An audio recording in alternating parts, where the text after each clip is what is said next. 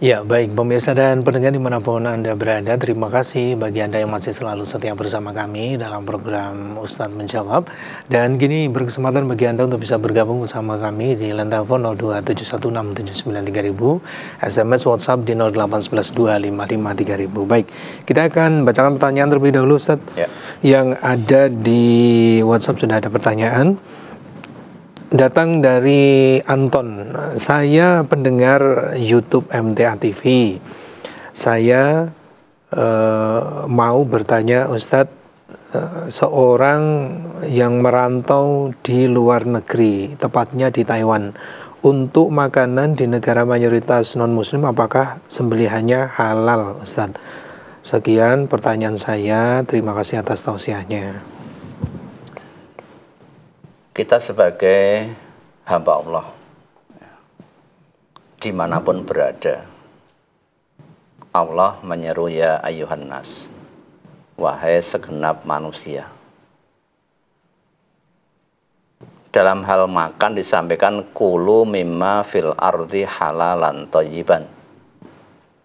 Makanlah yang halal lagi baik. Ini perintah mutlak. Orang-orang yang beriman, hamba Allah yang baik, itu makanannya harus halal. Ya. Ketika nanti dia memakan barang-barang yang haram, berarti dia apa? Mengikuti langkah-langkah setan. Padahal dilarang, wala tattabi'u khutuwatis syaiton. Jangan kamu mengikuti langkah-langkah setan. Makanya orang yang beriman dengan makanya orang kafir itu beda. Makanya orang yang beriman selektif, pilih-pilih mana yang halal, mana yang haram. Dan antara makanan yang halal dengan makanan yang haram ini masih banyak makanan yang halal. Ya. Karena akibat dari orang yang makan makanan yang haram ini berbahaya. Dalam sebuah hadis disebutkan bahwa ada orang yang sedang dalam keadaan safar. Ya. Orangnya berdebu, akbaro. Nah, pakaiannya, badannya berdebu. Kemudian rambutnya acak-acakan. Kemudian dia berdoa kepada Allah, ya Rabbi, ya Rabbi, wahai Tuhanku, wahai Tuhanku. Dia memohon atau meminta kepada Allah. Sementara wa mat'amuhu haramun, makanannya yang dimasukkan ke dalam perut itu makanan yang haram, baik haram zatnya maupun cara memperolehnya.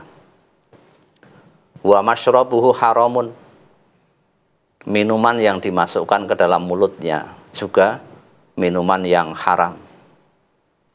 Wa malbasuhu haramun, pakaiannya juga dibeli dengan uang yang haram.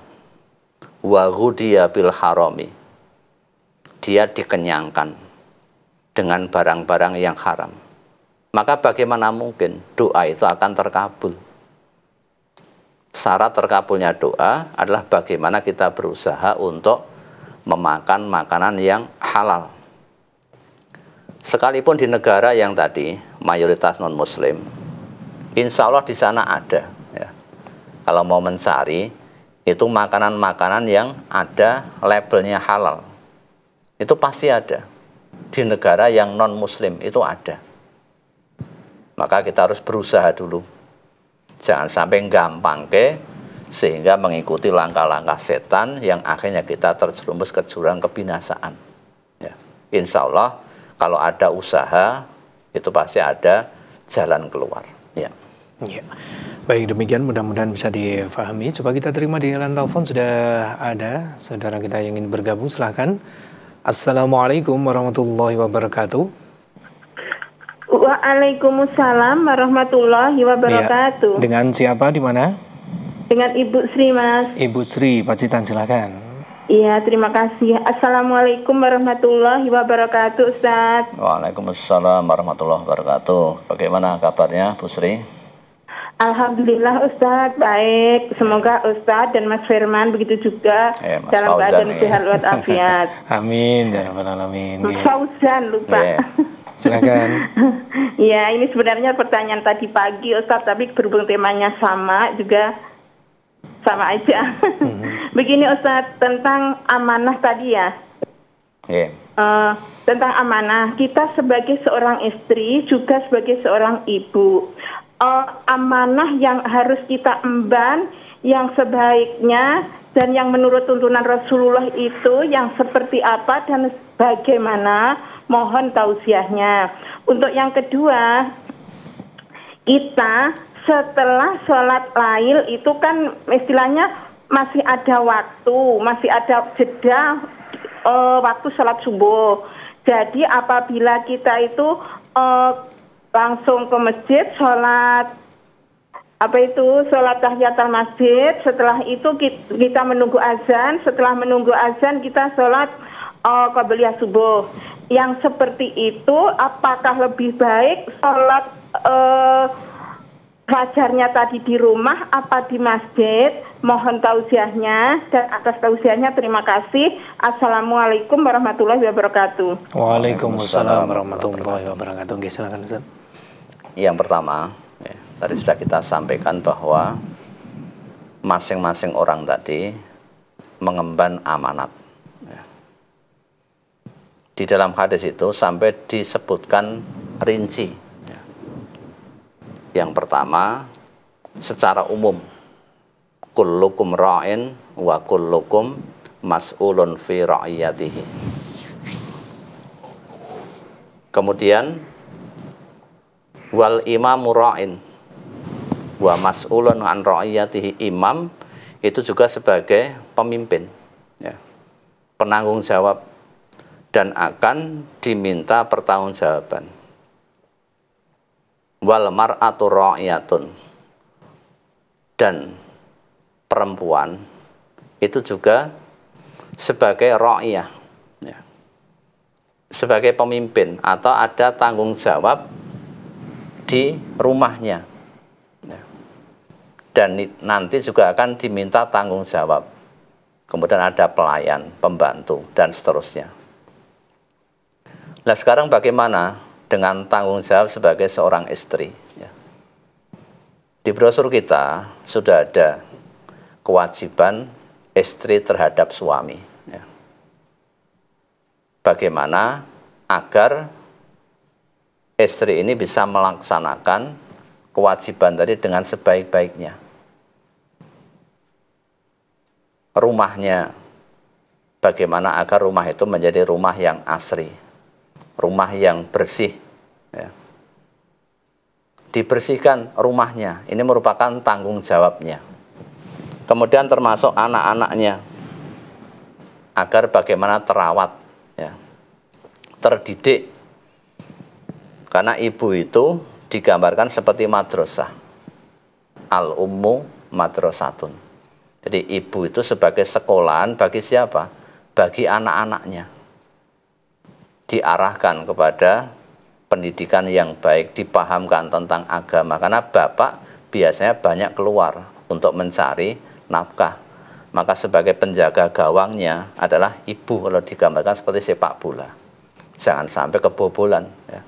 Anaknya menjadi tidak terurus, akhirnya salah didik, salah pergaulan. Ini menjadi tanggung jawab ibu tadi. Ya. Kemudian juga misalnya diberikan belanja atau gaji. Ini bagaimana bisa diatur agar gaji itu cukup dalam kurun waktu yang diberikan, apakah mingguan, apakah bulanan, dan sebagainya. Jangan sampai nanti baru harusnya ini bulanan, ini baru pekan pertama sudah habis. Ya. Karena boros. Sesuatu banyak yang jajan. Setiap ada pedagang lewat di depan rumahnya, orang jualan, beli. Ya. Ini hal-hal yang menjadi amanat bagi seorang ibu tadi di dalam rumah tangganya. Dan masih banyak lagi, ya, tugas-tugas istri yang itu nanti menjadi tanggung jawab bagi dirinya kelak di hadapan Allah Subhanahu wa taala. Kemudian yang kedua, habis mengerjakan sholat malam, ya. Kemudian masih ada waktu, selanjutnya berangkat menuju ke masjid.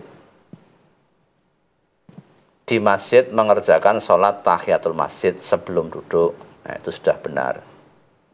Kemudian begitu berkumandang atau masuk waktu subuh mengerjakan sholat fajar.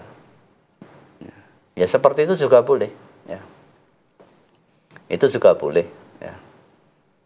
Atau mungkin tadi sholat fajarnya dikerjakan di rumah, juga tidak apa-apa. Nah baru nanti ketika masuk masjid mengerjakan sholat tahiyatul masjid.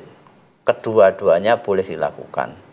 Memang untuk sholat sunnah ini dikatakan sebaik-baik sholat itu adalah di rumahnya, kecuali sholat wajib tadi. Ya, yang paling baik sholat sunnah itu dikerjakan di rumah. Bukan berarti di masjid tidak boleh. Tapi ada sesuatu yang lebih baik. Nggih, monggo.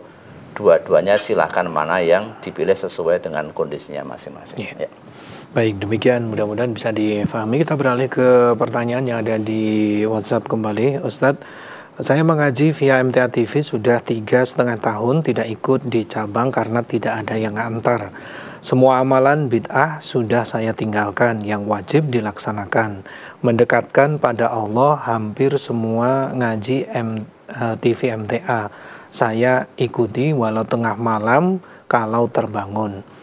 Sekarang saya kok jadi malas WA-an, malas reunian, nonggo, tapi tetap takziah, nengok orang sakit, sedekah dan hal-hal yang penting yang bermanfaat. Apakah sikap seperti ini sudah benar? Karena jarang interaksi dengan teman atau manusia. Dari Ibu Dian yang ada di Semarang, Ustaz. Ya. Jadi apa yang dilakukan oleh Ibu Dian tadi, ya ada benarnya, ya ada tidak benarnya.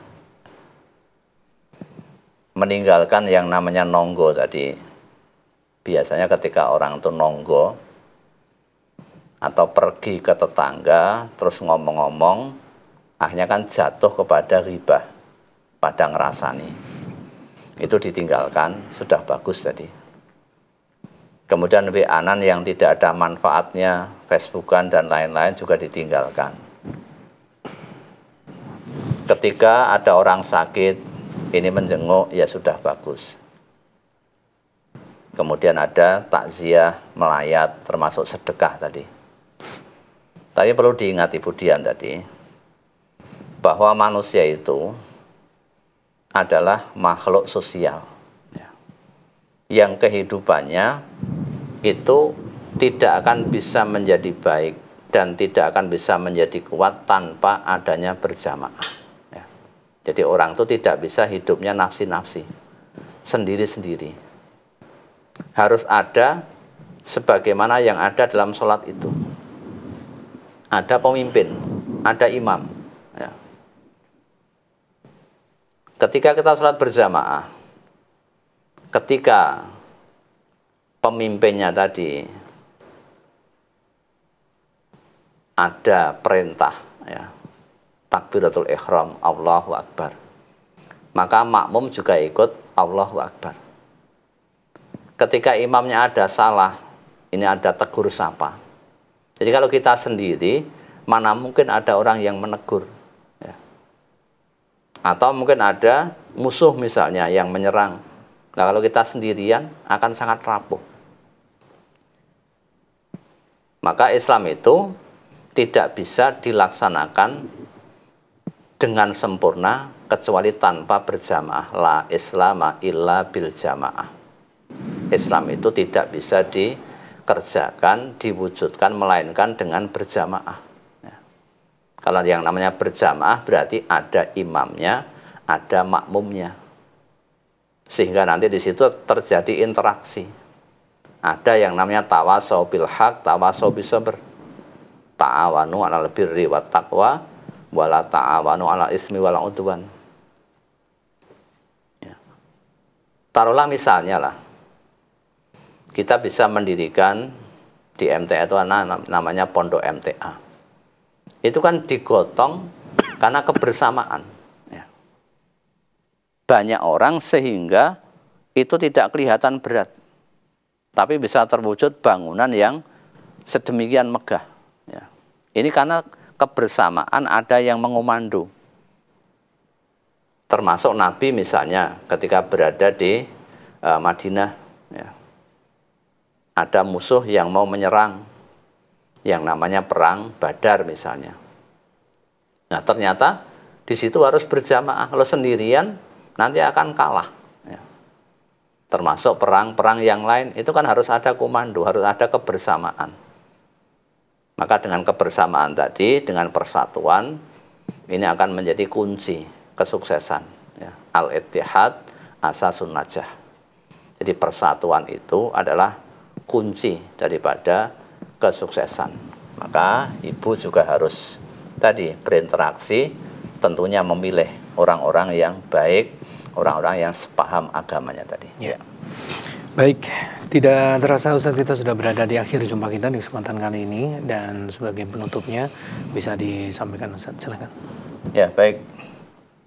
Kepada para pemirsa dan juga pendengar radio, sebagai penutup ini akan saya bacakan hadis saja yang artinya, ya, dari Ibnu Abbas radhiyallahu anhu, ia berkata, Rasulullah sallallahu alaihi wasallam bersabda, man istamala rajulan min asobatin, barang siapa mengangkat seseorang untuk suatu jabatan dari golongannya, padahal di dalamnya ada orang yang lebih diridhoi Allah. Maksudnya ada orang yang lebih memiliki kemampuan daripadanya. Ya. Jadi orang ini mengangkat seseorang menjadi pejabat atau menduduki suatu posisi. Lah yang diangkat ini orang yang kurang punya kompeten.